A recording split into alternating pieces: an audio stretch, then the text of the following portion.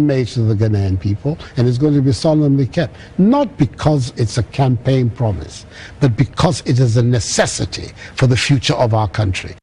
Promise that has been solemnly made to the Ghanaian people, and is going to be solemnly kept. Not because it's a campaign promise, but because it is a necessity for the future of our country.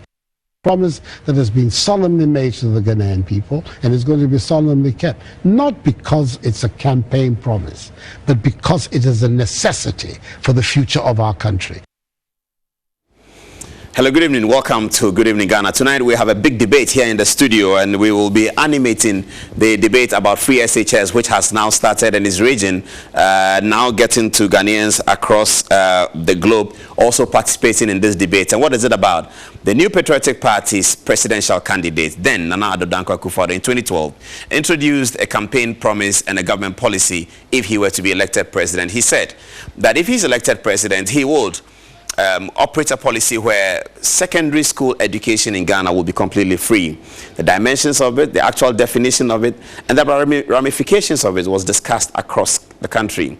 In the end, he didn't win the 2012 elections, and during the 2016 elections, it wasn't made a headline policy, but it was part of the NPP's manifesto.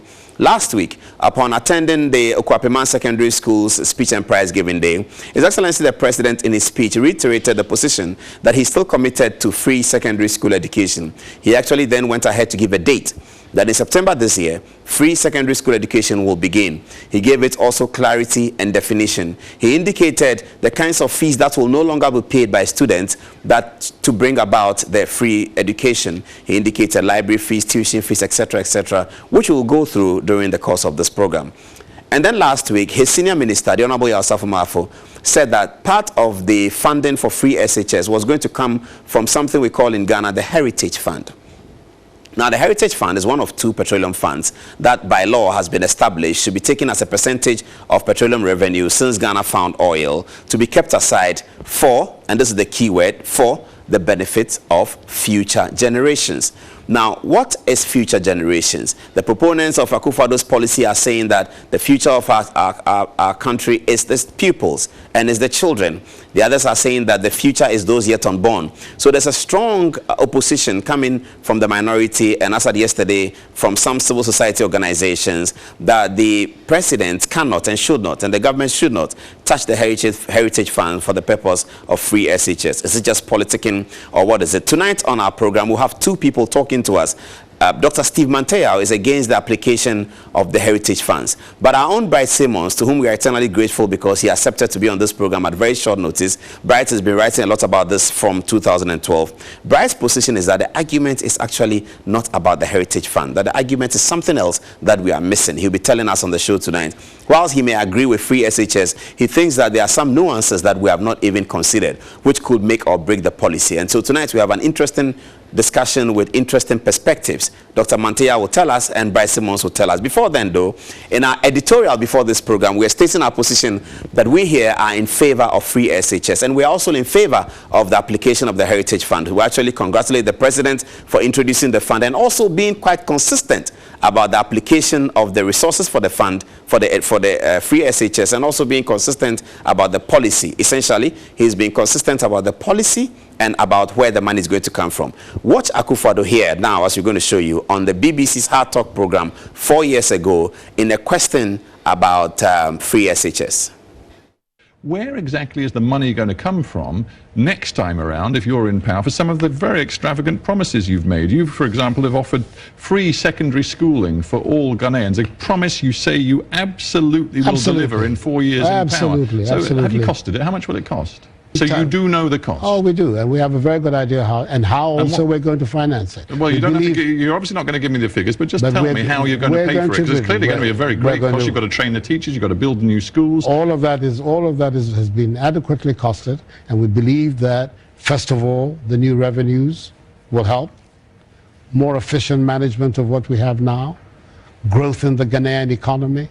These are the three sources which are going to enable us to fulfill that promise. And it's a promise that has been solemnly made to the Ghanaian people, and is going to be solemnly kept. Not because it's a campaign promise, but because it is a necessity for the future of our country to educate all our young people, and not to acquiesce in a situation whereby only segments of the community that have some money are able to educate their children. It's an interesting point. It's a major issue of human capital development. Indeed. And if we do not make the effort to achieve that, the development paradigm that we want to achieve is going to be very difficult for us to do. Ask me my 3 main priorities for government, and I tell you, education, education, and education.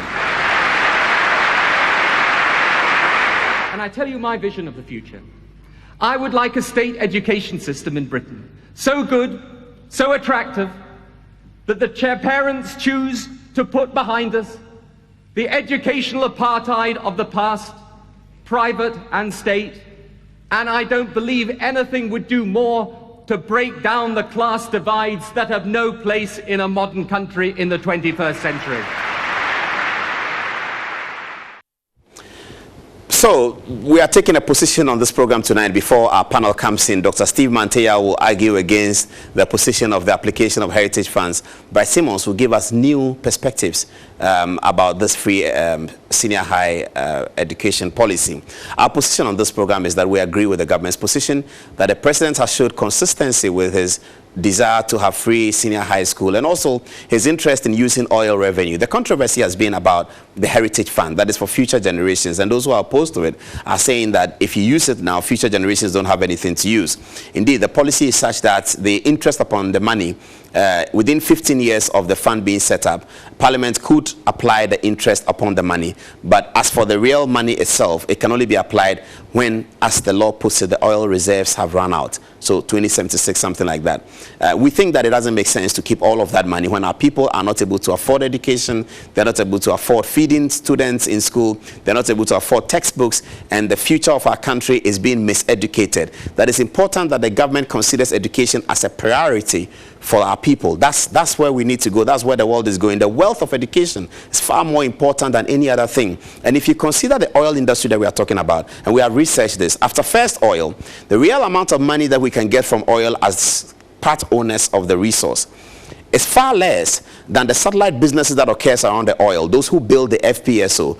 Over the last few years in Ghana, we have built 3 separate FPSOs, and that's like the big boats that the oil is drilled from. Each of them cost over $1 billion, and we have participated 0 in creating that business because we don't have the skill set of people who can work on the ships and build that FPSO.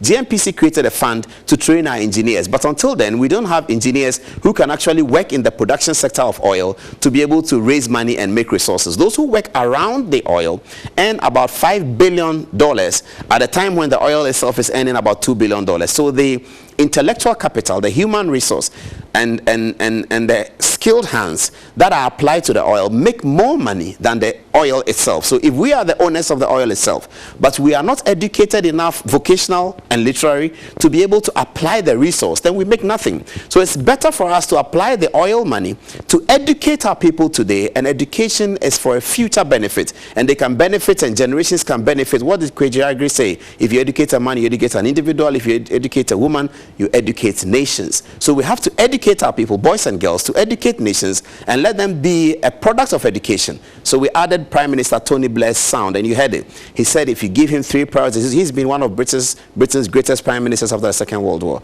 He said if you give him 3 policies, he will say education, education, education. So on our editorial tonight, we are associating ourselves with the argument of the government. Yes, do go ahead and use the Heritage Fund. Use whatever fund you can. If you listen to the Public Accounts Committee and you see the kind of waste that goes on in Ghana, every time the Public Accounts Committee says, and you see the amount of money that is blown away on nothingness, it is better for us to harness the resource of our country wherever they are, to educate the young people, educate them well, and create a generation and that's the future of the country. The educated population is the future. It's not the cocoa, it's not the oil, it's not the gold. It is an educated population. That's the future of Ghana. And so if a president says, I'm going to educate with heritage funds, our position on this program is that yes, he should go ahead and educate the people. Let's think about some of our greatest leaders. Dr. Kwame Nkrumah, and we always bring you a historical perspective to these things, don't we? Dr. Kwame Nkrumah said these things. Let's put that on the television for you to see when he was talking about education. This is Kwame Nkrumah speaking. Can you put it up and then we see it? Okay. So Kwame Nkrumah says, in education, he's reporting about his time as president. He said, in education, progress was equally impressive. In 10 years, we had achieved more than in the whole period of the colonial rule. Now listen to that. In 10 years, we had achieved more than in the whole period of colonial rule. The figures below show the great increase in the numbers of children in primary and middle schools and of students in secondary and technical schools and in colleges of higher education. Let's roll it up. Let's go up. This is Dr. Kwame Nkrumah writing in the dark days in Ghana. Okay, so this is the table. Primary school enrollment, 154,000 in 1951, and in 1961, 10 years later, 481,000. And the percentage increase you can see there. Middle schools, 66,000 in 1951. In 1961, 160,000. The percentage increase is there. Secondary and technical schools, 3,000 to 19,000. Teacher training and colleges, 1,000 to 4,000. University students, 280 in 1951, 1,204 in 1961, in 10 years. Let's roll it up and see what the narrative is, as Dr. Kwame Nkrumah writes here in the book entitled The Dark Days in Ghana, and all of this is reproduced from page 77 of his book. The building of schools and colleges was given top priority in our development plans. Now let's get that again. The building of schools and colleges was given top priority in our development plans. We took the unprecedented step in Africa of making all education free. Now this is the critical bit of it. We took the unprecedented step. It had never been done. We took the unprecedented step in Africa of making all education free from primary to university level. In addition, textbooks were supplied free to all pupils in primary schools, middle and secondary schools. Let's go on. Let's see the outcome of this as far as Dr. Nkrumah is concerned. The making of free education upon, let's see the outcome of it. In 1964-65 school year, there were 9,988 primary and middle schools with an enrollment of 1 million, etc., etc. There were 89 secondary schools with 32,000 pupils, 47 teacher training colleges with an enrollment of 10,000, 11 technical schools, and 3 universities. All this in a population of 7.5 million puts Ghana, now this is the outcome of what Nkrumah did. All this in a population of 7,500 puts Ghana in the lead among independent African states. At the same time, a mass literacy campaign made Ghana the most literate country in the whole of Africa. Now, this is Dr. Kwame Nkrumah talking in 1960s. Now, when we say that our country has fallen from grace to where we are today, the reason why our country has fallen is because we were not able to maintain this policy. The policy of making education a priority, educating our people a priority, and making education free to bring our population to a literate population. That's the story. That's why we associate with this free education policy. That's why we think that if the president wants to take the Heritage Fund, the X Fund, the Y Fund, whatever fund that accrues from the resources of the people of Ghana, if he wants to take that to enhance and guarantee free education, he must get our support, and everybody must be interested in it. Because if you look at the history of every family, and if every family in Ghana is to tell a glorious history, it will be the history of educating their people. From all the big names that you know across the country, and from all the great things that have been done by people across the country, in families, in extended families, in towns, in villages, in communities, you will see that it is the history of education. So education is a priority, it is important, and we must focus on it. Therefore, we accept the position of the president that there has to be free SHS so that people can go to school. The quality of it has to be improved, and whatever resource we can find, let's spend on it. After the break, though, my guests will come, they'll give us a different perspective. But our editorial today, we are happy with the president's policy. We think that he has demonstrated consistency. We think that is also consistent with the historical policy that made Ghana great. And so if Ghana must become great the way Ghana used to be great, we have to go back to the drawing board, go back to the basics. And the basics, as you saw in Dr. Kwame Nkrumah's account, his own account in his book, The Dark Days in Ghana, we took it from page 77. You can have a look at it. He was talking about how he made education a priority and created a literate population in Ghana. If you're just joining us, we are having an editorial on the education policy. Let's go back and see Akufo-Addo and Tony Blair again. We'll take a break. We'll come back to the studio and the argument will begin. Dr. Steve Manteyao and Bryce Simmons will be with us. See this. We'll be right back.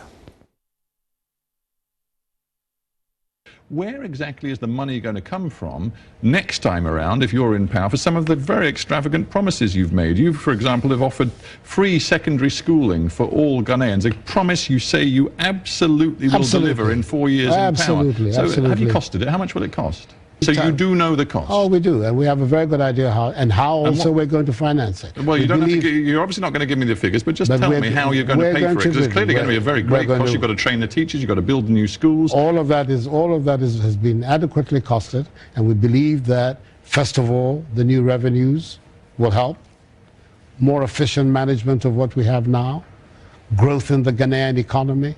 These are the three sources which are going to enable us to fulfill that promise. And it's a promise that has been solemnly made to the Ghanaian people, and is going to be solemnly kept. Not because it's a campaign promise, but because it is a necessity for the future of our country, to educate all our young people, and not to acquiesce in a situation whereby only segments of the community that have some money are able to educate their children. It's an interesting point. It's a major issue of human capital development. Indeed. And if we do not make the effort to achieve that, the development paradigm that we want to achieve is going to be very difficult for us to do. Ask me my three main priorities for government, and I tell you: education, education, and education. And I tell you my vision of the future. I would like a state education system in Britain so good, so attractive, that the parents choose to put behind us the educational apartheid of the past, private and state, and I don't believe anything would do more to break down the class divides that have no place in a modern country in the 21st century.